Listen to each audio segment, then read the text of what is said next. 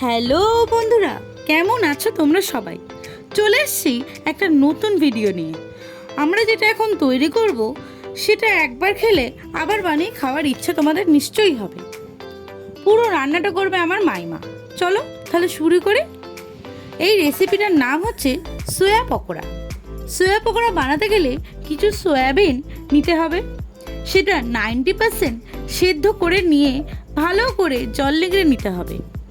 এরপর সেদ্ধ সোয়াবিনগুলোকে হাতের সাহায্যে ছোট ছোট করে টুকরো করে নেবে।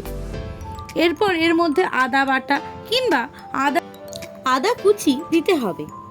এবার দেব কিছু মশলা, যেমন ধরো 1 চা চামচ ভাজা মশলা, 1 চা চামচ হলুদ গুঁড়ো, আর দেবো 2 চা চামচ কর্নফ্লাওয়ার আর সুজি।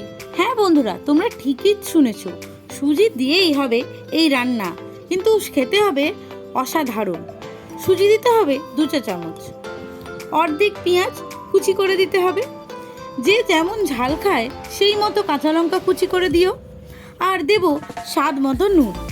সব কিছু দেবার পর সমস্ত উপকরণকে ভালো করে ম্যারিনেট করব। এটা তোমরা চায়ের সাথেও খেতে পারো, অথবা শুধু ভেজেও মেয়োনিজ বা সসের সাথেও খেতে পারো। ভিডিওটা ভালো লাগলে লাইক, কমেন্ট, শেয়ার করো এবং চ্যানেলটা অবশ্যই সাবস্ক্রাইব করে দিও।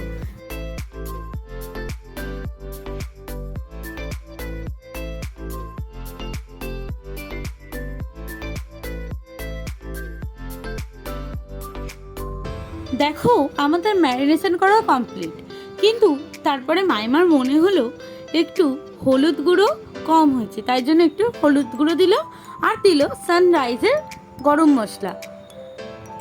এগুলো দিয়ে আরেকবার ভালো করে ম্যারিনেট করে নিতে হবে।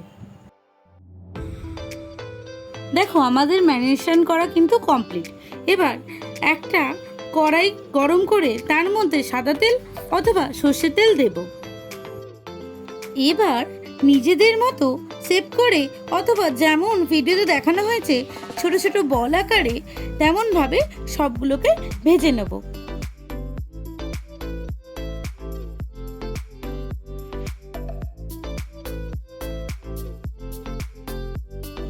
এত মুচমুচে পকোড়া দেখে সত্যি লোভ লেগে যাচ্ছে না? আমার তো খুব লোভ লাগছিল। আর খেতে হয়েছে যেমন মুচমুচে তেমন টেস্টি। তোমরাও কিন্তু ট্রাই করো। এবার স্যালাডের সাথে গরম গরম পরিবেশন করো। দেখা হচ্ছে পরের ভিডিও। টাটা।